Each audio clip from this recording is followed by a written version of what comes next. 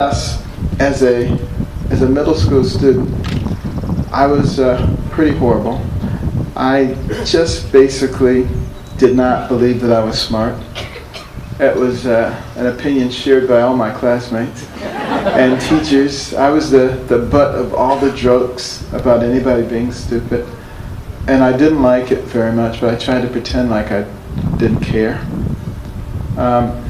But I was particularly good at one thing, and it allowed me to get back at those people who always called me names.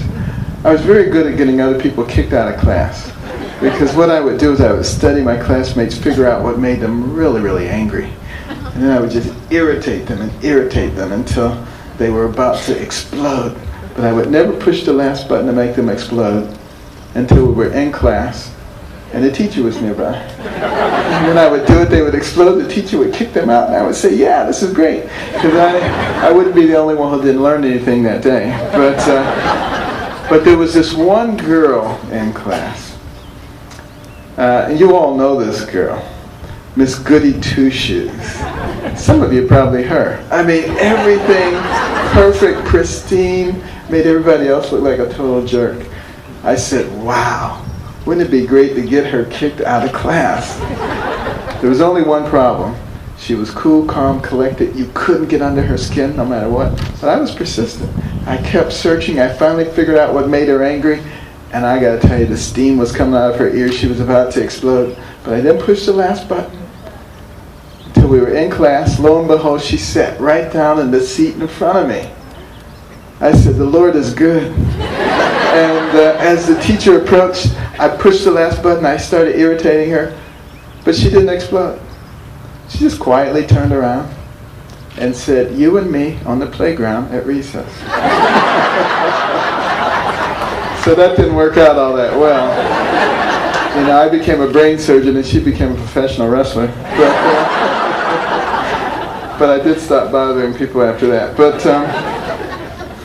But you know, the kind of student that I was reminds me so much of many people that I encounter today who really have extraordinarily superficial knowledge. And this is problematic. The people who founded our nation said that our system and our freedom is dependent upon a well-educated and informed populace. They said if the populace ever became anything other than that, the nature of our nation and our freedoms would change. Because people would not have the intellectual wherewithal to analyze what they were hearing. And a slick, dishonest politician or news media could easily lead them astray. I think they were looking right down at the time that we live in right now. However, I don't think it's too late to reverse the trend. It will require excellent leadership. It will require courage. It will require honesty. It will require all the things that you all are learning right here at this institution. Cannot be done without those things. Well, you know, there I was, this child not doing well in school. But I had a major advantage. A mother who believed in me when nobody else did. She only had a third grade education. And she worked as a domestic, cleaning other people's houses. She would leave at 5 in the morning, get back at after midnight. Job to job to job, because she didn't want to be on welfare. She noticed that no one she ever saw go on welfare came off of it. So she didn't want to be on it. And she said she would work as long and as hard as she needed to. But she didn't want us to have to do that. So she studied the people that she was working for, and she noticed that they didn't sit around watching TV all day, and they did a lot of reading. So after praying for wisdom, she came home and turned off the TV and said, you guys are going to have to read books. 2 books apiece every week from the Detroit Public Libraries and submit to me written book reports, which she couldn't read, of course, but we didn't know that. And she put the little check marks and highlights and underlines. I was outraged. Everybody else was outside having fun. I was in the house reading books. But as I started reading those books, all of a sudden, I started knowing answers. The teacher would ask her a question. I used to really be amazed that the smart kids would always know the answer. All of a sudden, I knew the answers too. And then she didn't have to make me read books because I was so encouraged, because I really did hate being a dummy. And I said, if I read all these books, I can know more than all these people who like to tease me. I got to the point where my mother would say, Benjamin, put the book down and eat your food. I was always reading. Within the space of a year and a half, I went from the bottom of the class to the top of the class. Much to the consternation of all those students who used to call me dummy, who were now coming to me saying, hey, Benny, how do you work this problem? And I'd say, sit at my feet, youngster, while I instruct you. I was perhaps a little obnoxious. But it sure felt good to say that to those turkeys. But, you know, when you stop and you think about this organ system up here, the human brain, what an amazing organ system. Billions and billions of neurons, hundreds of billions of interconnections. Remembers everything you've ever seen, everything you've ever heard, can process more than 2 million bits of information in 1 second. If people tell you that you don't learn this, don't learn that, you'll overload your brain, tell them they're wrong. If you learn one new fact a second, it would take you more than 3 million years to challenge the capacity of your brain. So you never have to worry about anything like that. But what can we do with those kinds of tools? We can think for ourselves. And that is one of the real keys to leadership. Ask yourself, what actually works? I remember when I was in college, and I would come home to try to get a summer job in Detroit, and people were always saying, there won't be any summer jobs in Detroit. The economy is depressed. You know, the automobile industry is in trouble. Even back in those days, it was in trouble. And but I would always find a job because I wouldn't do things like other people. And this is critical to leadership. Don't necessarily follow the pattern of others. And instead of looking at the want ads and the posters, I would just get on the bus and I would ride until I saw a bunch of little businesses, and I'd get off the bus and go knock on the doors and say, hello, my name's Ben Carson. I'm a student at Yale. I'm home for the summer, looking for a job. Boom. It was a job. Because they didn't have an advertising budget, but if somebody showed up on their doorstep, they had a job for them. Well, one summer was particularly bad. That wasn't even working. I remember when I was applying to Yale, I did my regional interview at the Young and Rubicon advertising firm. So I went to the Young and Rubicon building, got on the executive elevator, went up to the penthouse, waited for the secretary to turn her back, went into the office of the guy I had interviewed with, and he said, Benjamin, how nice to see you. How are things at Yale? I said, things are great, but I'm home for the summer, can't find a job. He said, well, did you try a personnel department? I said, yeah, they're not hiring any students this summer. He picked up the phone, called the personnel director, said, there's a young man by the name of Ben Carson on the way down there, give him a job. So I had a job that summer too. Non-traditional, but effective. And then one summer I was working as the supervisor for highway cleanup crews. And you know, these are the guys who go along the highway with these gigantic plastic bags picking up all the trash. And the only problem was they weren't all that excited about the job. And I didn't want to get paid if they weren't doing their work. So I got all the guys together. I said, look guys, you don't want to be picking up trash in a hot sun, right? They said, you got that right. I said, okay, I have an idea. Why don't we start at 6 in the morning? They said, 6 in the morning, are you crazy? What are they teaching you at that fancy school? I said, no, hear me out. I said, at 6 in the morning, it's cool. You can work efficiently. And your job is to pick up 100 bags of garbage a day. I said, now, if you start at 6 in the morning, and it only takes you 7 hours to pick up the 100 bags, I'll still pay you for 8 hours. If it takes you 6 hours, I'll pay you for 8 hours. Whatever time it takes you, I'll pay you for 8 hours.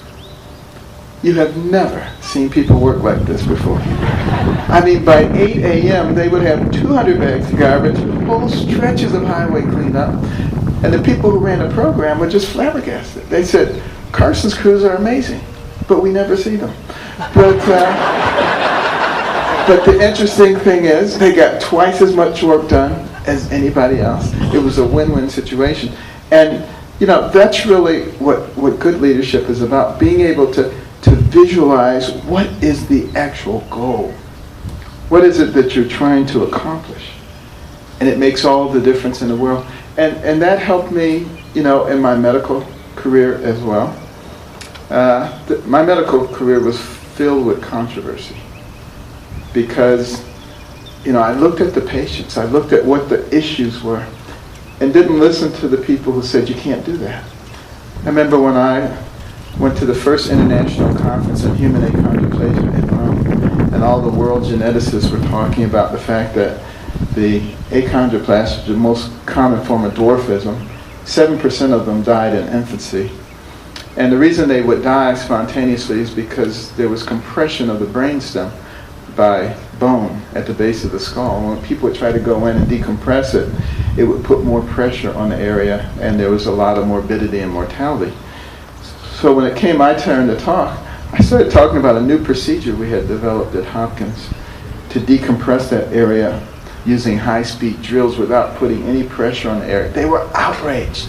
You surgeons are the reason that these patients die. Just leave them alone. Only 7% will die. When you guys get involved, more die. And they were just outraged. And when I came back to Hopkins and I was continuing the operation, and some people were mad and they were calling the departmental chairman and the hospital president and the dean and complaining about Carson and the Maryland Medical Society and even the AMA.